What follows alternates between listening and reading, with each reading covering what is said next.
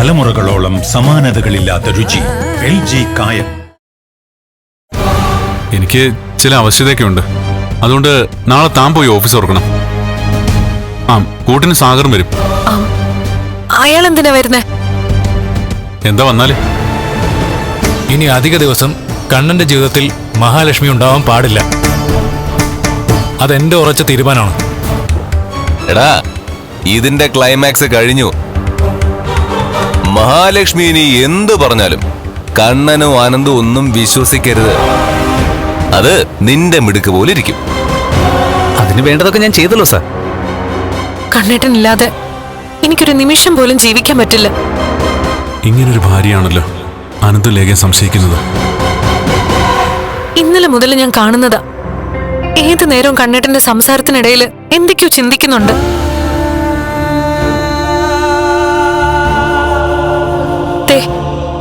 അതുപോലെ തന്നെ രാത്രിയിലും ഉറങ്ങാതെ കിടന്ന് ചിന്തിക്കുകയായിരുന്നു. കണ്ണേട്ടന് നെഞ്ചോട് ചേർന്ന് കിടന്നപ്പോ നെഞ്ചിടിപ്പ് കൂടുതലായിരുന്നു. കണ്ണേട്ടന് എന്തെങ്കിലും ടെൻഷനുണ്ടോ? ഏയ്, എനിക്കൊരു ടെൻഷനുമില്ല. എന്റെ മഹാലക്ഷ്മി എനിക്ക് 100% വിശ്വാസമാണ്. അതെന്താ അങ്ങനെ പറഞ്ഞേ? കണ്ണേട്ടന് എന്നെ വിശ്വാസമില്ലെന്ന് ഞാൻ പറഞ്ഞോ? അല്ല, ഞാൻ വെറുതെ പറഞ്ഞേ ഉള്ളൂ. ആ, അപ്പോഴേ സാഗറിനോട് ഞാൻ പുറപ്പെടാൻ പറഞ്ഞിട്ടുണ്ട്. അവനിപ്പോ വരും.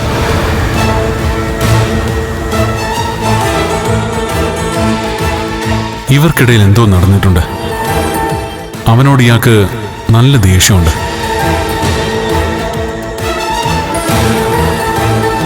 കണ്ണേട്ടാ, അതെ, ഇനി ഇതുപോലുള്ള അവസരത്തിൽ നമ്മുടെ ഡ്രൈവർ മതി.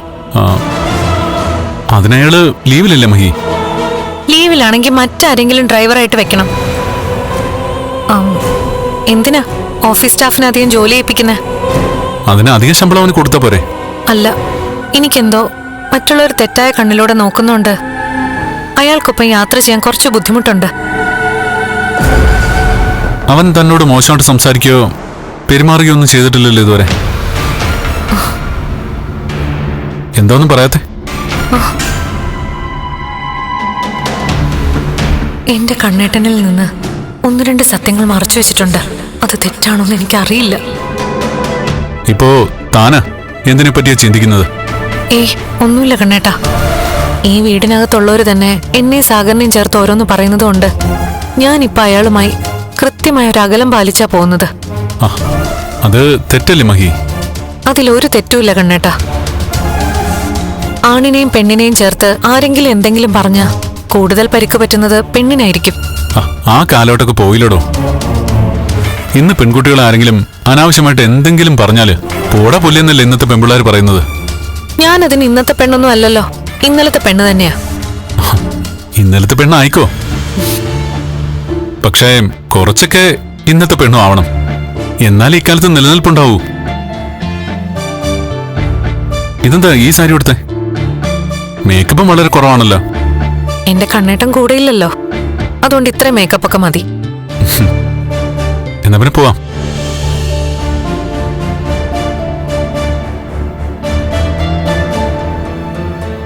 അവനൊപ്പം വേണമല്ലോ. ഹർത്താൽ ദിവസം ഒന്നിച്ചു പോകാനും അവിടെ ഇരിക്കാനും. അത് എത്രത്തോളം സേഫ് ആണെന്ന് എനിക്കറിയില്ല. കണ്ണേട്ടനോടൊന്നും പറയാനും പറ്റുന്നില്ല.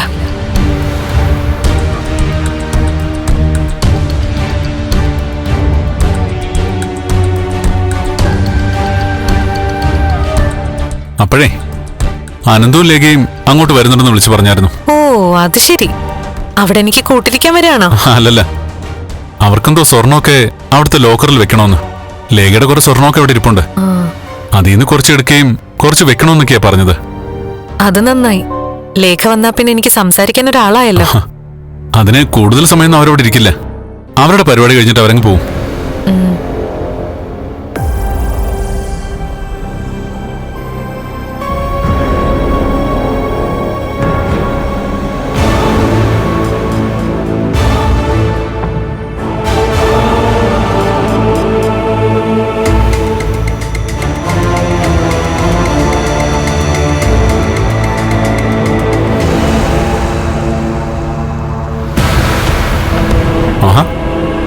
കൃത്യസമയത്ത് തന്നെ എത്തി.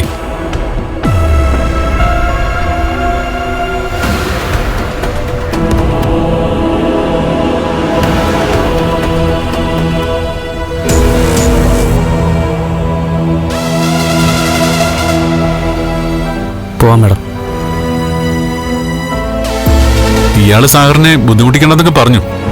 എങ്കിലും ഇന്ന് ഹർത്താലായിട്ട് സാഗറിനൊപ്പം വിടുന്ന സേഫെന്ന് തോന്നി.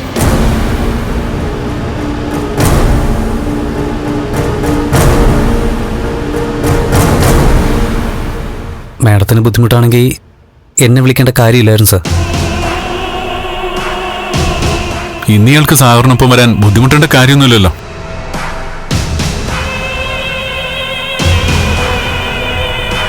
ആ, എന്നാ പിന്നെ നിങ്ങൾ പോയിട്ട് വാ. നാട്ടുകാരും വീട്ടുകാരും എന്തെങ്കിലും പറയുന്നത് നമ്മൾ നോക്കണ്ട. ശരി സാർ.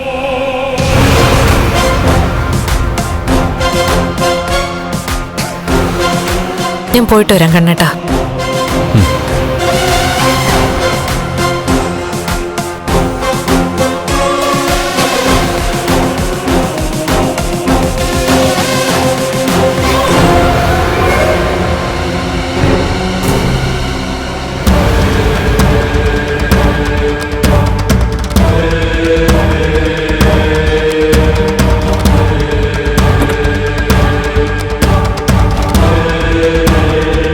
നീ തുറക്കൊന്നും വേണ്ട, ഞാൻ തുറന്നു കയറിക്കോളാം. നിന്നെ വിളിച്ചപ്പോ ഇന്ന് ഹർത്താലായതുകൊണ്ട് നിനക്ക് വരാൻ അസൗകര്യം ഉണ്ടെന്ന് പറഞ്ഞുകൂടായിരുന്നോ? മാഡം, ദേ സാർ നോക്കുന്നുണ്ട്.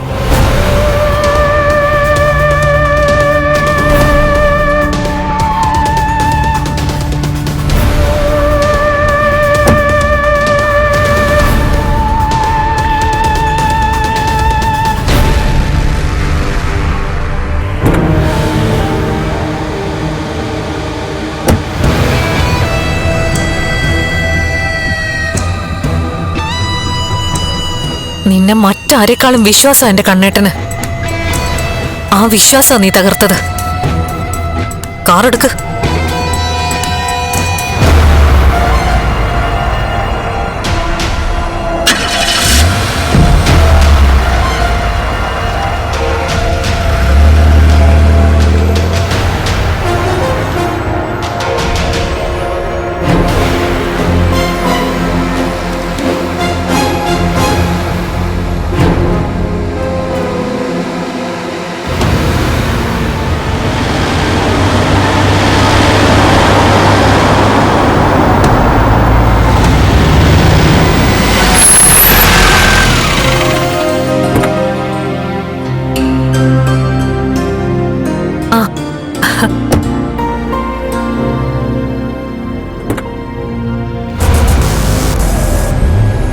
കണ്ണേട്ടൻ പറഞ്ഞായിരുന്നു രണ്ടാളും ഇങ്ങോട്ട് വരുംന്ന്.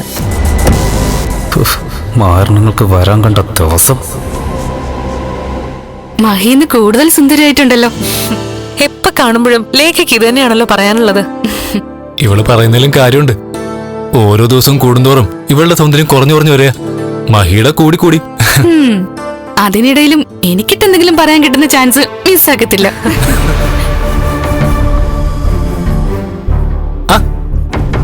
സാഗർ എന്ത് പറയുന്നു? എന്ത് പറയാനാ സാറേ? സാഗറിനെ അനന്തേട്ടന് അറിയോ എന്ന് ചോദിച്ചാ സാഗർ എന്ന ചെറുപ്പക്കാരനുമായിട്ടാ ഇന്ന് മഹി വരുന്നെന്ന് കണ്ണൻ പറഞ്ഞായിരുന്നു. അപ്പൊ പിന്നെ ഇതായിരിക്കുമല്ലോ സാഗർ. എന്നാ പിന്നെ രണ്ടാളും വാ വാ വാ ലേഖ. വാ. സാറേ, ഇന്ന് ഹർത്താലായതുകൊണ്ടേ ഉറപ്പായിട്ടും വരണമെന്ന് പറഞ്ഞത് മേഡോ. ഉറപ്പായിട്ടും അനന്ത് സാറിനെ ചിലപ്പോ കണ്ണൻ സാർ വിളിക്കും. ഉറപ്പായിട്ടും മേഡത്തിനൊപ്പം വരണമെന്ന് പറഞ്ഞത് മേഡം തന്നെയാ. മനസ്സിലായി. എന്ത് ചെയ്യാനാ? വാ. വാ ലേഖേ. ഇരിക്ക് രണ്ടാളും. അല്ല, ഇത് ലോക്കറിൽ വെക്കുന്നില്ലേ? ഇന്ന് അനന്തേട്ടൻ ഇവിടെ ഇരിക്കെ, ഞങ്ങള് ലോക്കറിൽ വെച്ചിട്ട് വരാം.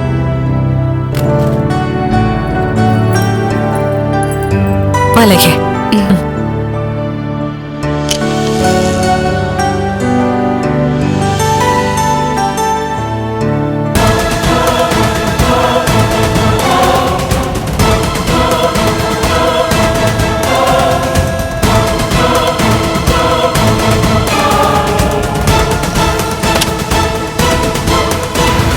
സാറിന്റെ മിസ്സസ് എവിടെ?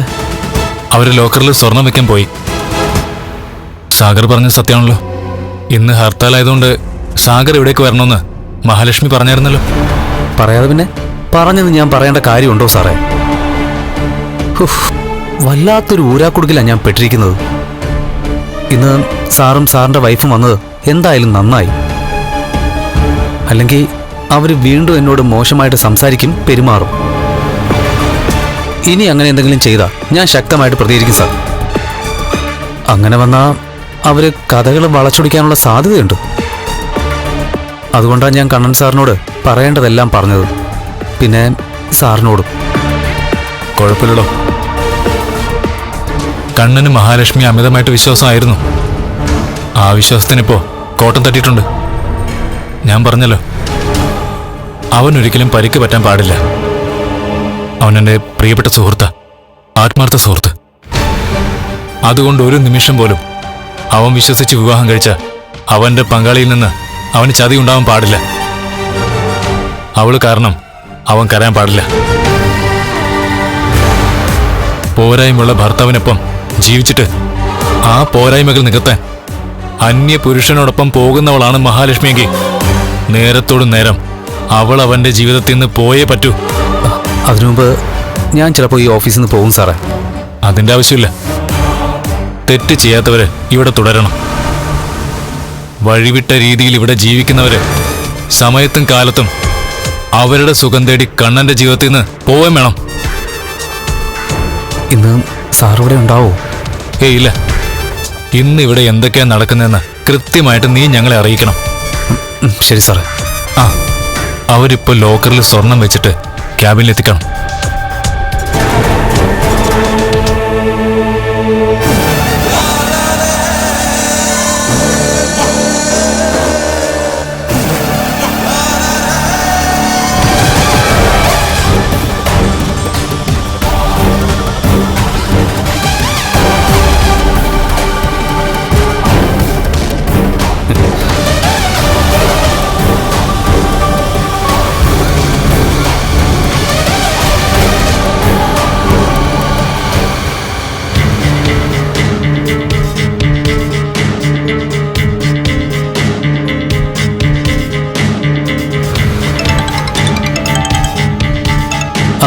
സാറേ.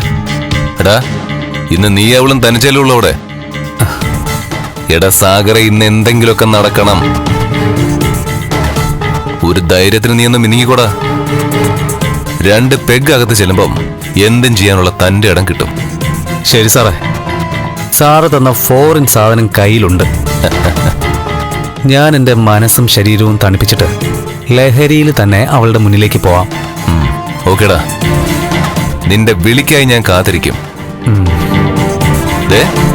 കൃത്യസമയത്തിന് നീ എന്നെ വിളിച്ചേക്കണം. ശരി സാർ.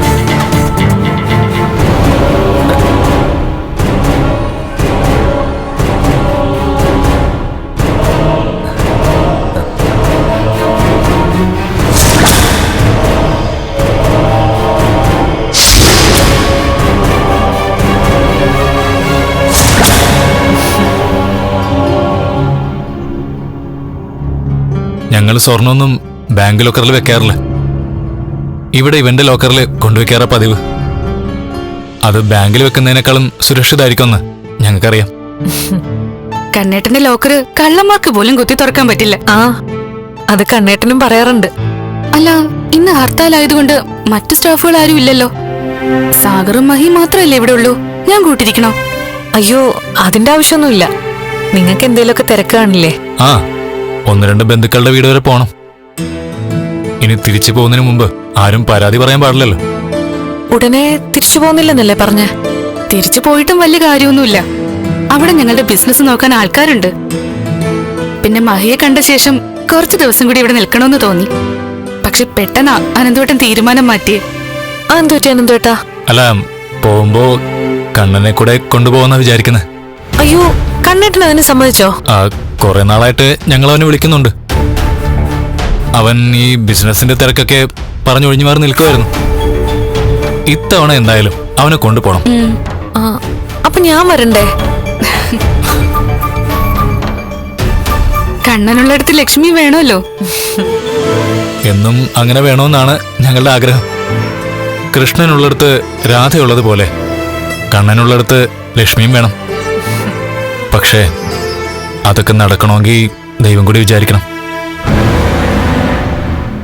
അതെന്താ അനന്തോട്ട് അങ്ങനെ പറഞ്ഞത്? അല്ല, നമ്മളെ രണ്ടാളും ഒന്നിച്ച് പോണമെങ്കിൽ ഇതേ ദൈവം തന്നെ വിചാരിക്കണമല്ലോ. കണ്ണന് അച്ഛനും അമ്മയും നഷ്ടപ്പെടുമെന്ന് അവൻ സ്വപ്നത്തിൽ പോലും വിചാരിച്ചതാണോ? എന്നിട്ട് അവനെ അവരിൽ നിന്നും വേർപെടുത്തി കളഞ്ഞില്ലേ? കണ്ണേട്ടൻ എപ്പോഴും പറയും മഹി, കണ്ണേട്ടൻ ഇങ്ങനൊരു ദോഷമുണ്ടെന്ന്. ആരെ ആത്മാർത്ഥമായി സ്നേഹിച്ചാലും അവരകന്നു പോകുന്ന പറയുന്നേ. അപ്പൊ ഞാൻ ചോദിച്ചു, ഹൃദയത്തിൽ കൊണ്ടു നടക്കുന്ന കുറച്ച് സുഹൃത്തുക്കളുണ്ടല്ലോ, അവരൊക്കെ ഇപ്പോഴും കൂട്ടിനുണ്ടല്ലോ എന്ന്. അതിനും നിരാശയോടെ മറുപടി പറഞ്ഞു. അടുത്ത സുഹൃത്തുക്കളെല്ലാം 10-25 വയസ്സായപ്പോ അകന്നു പോയിന്നു. ആ, അതൊരു കണക്കിന് ശരിയാണല്ലോ. നിങ്ങളെല്ലാവരും വർഷത്തിലൊരിക്കലല്ലേ വരുന്നേ? അതും ശരിക്കു പറഞ്ഞ ഒരുതരം വേർപാടാണല്ലോ. ആ, ഇനി അധികം നാളൊന്നും ഞങ്ങളവിടെ കാണില്ല. എത്രയും പെട്ടെന്ന് ഇവിടെ ഒന്ന് സെറ്റിൽ ആവണം. എന്നാ പിന്നെ ഇറങ്ങാലേ ലേഖ? എന്നാ ഞങ്ങൾ പോയിട്ട് വരാം മഹി. ശരി.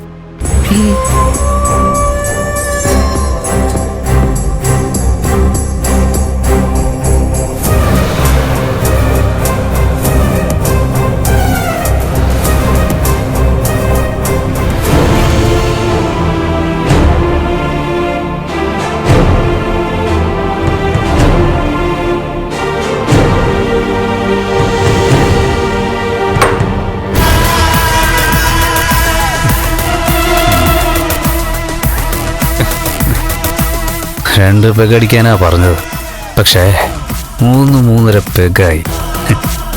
ഇപ്പോ ശരിക്കും ഒരു ധൈര്യം വരുന്നുണ്ട്. ഇനിയിപ്പോ എന്തും ചെയ്യാനുള്ള മനസ്സുണ്ട് എനിക്ക്.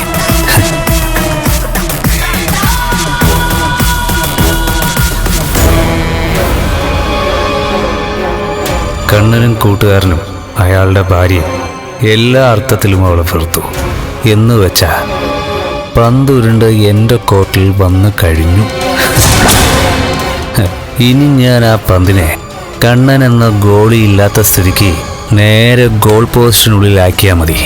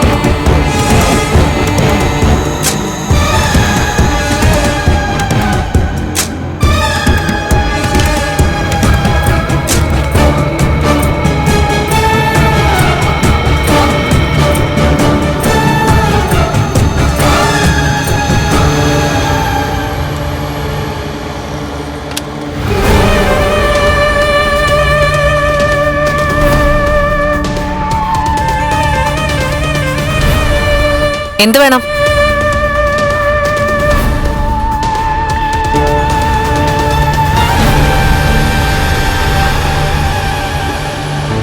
ഞാൻ നിന്നെ വിളിച്ചില്ലല്ലോ, പിന്നെ എന്തിനാ ഇപ്പൊ ഇങ്ങോട്ട് വന്നത്? ഞാനെന്ന് എൻ്റെ മനസ്സിലുള്ള സ്നേഹം എൻ്റെ ലച്ചുവിനോട് പറഞ്ഞു. അത് കേട്ട ശേഷം പതിവ്രതയായ ഒരു പെൺകുട്ടിയെ പോലെ എൻ്റെ മുഖത്ത് നോക്കി നീ ആട്ടിയെങ്കിലും നീ എന്നെ ചീറ്റ് ചെയ്തില്ല. അതായത് എല്ലാം കഴിഞ്ഞ ശേഷം ഞാൻ നിന്നോട് യാചിക്കുകയായിരുന്നു നിന്റെ ഭർത്താവ് ഇതൊന്നും അറിയരുതെന്ന്. ആ സമയത്ത് നീ അത് അംഗീകരിച്ചില്ല. കണ്ണേട്ടൻ അറിയാത്ത ഒരു രഹസ്യവും നിന്റെ ജീവിതത്തിൽ ഇല്ലെന്നാ പറഞ്ഞത്.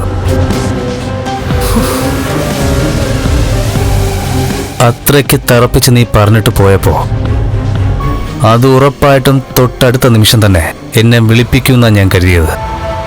അതെന്തിനാണെന്നോ? എന്റെ കർണത്തടിക്കാൻ. അയാൾ വീൽ ചെയറിലാണെങ്കിലും മുഖം കുനിച്ചു കൊടുത്താ അയാൾക്കെന്നെ തല്ലാലോ. നിനക്കിപ്പോ എന്താ വേണ്ടത്? ഞാനൊന്ന് പറഞ്ഞോട്ടെ മോളെ. അവിടെ നീ എന്റെ യാചന കേൾക്കുകയാണ് ചെയ്തത്. നിന്നെ ജീവന തുല്യം സ്നേഹിക്കുന്ന വിശ്വസിക്കുന്ന നിന്റെ ഭർത്താവിനോട് നീ പറയേണ്ടത് പറഞ്ഞില്ല. അതിൽ നിന്ന് ഞാൻ എന്താണ് അർത്ഥമാക്കേണ്ടത്? നിന്റെ ഉള്ളിൻ്റെ ഉള്ളിൽ ഞാനുണ്ടെന്നല്ലേ?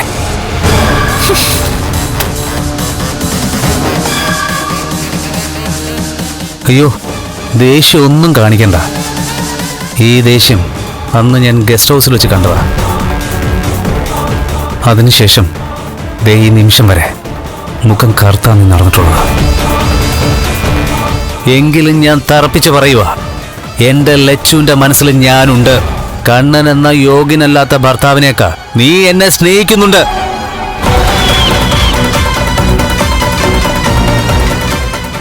തലമുറകളോളം സമാനതകളില്ലാത്ത രുചി. LG കായം.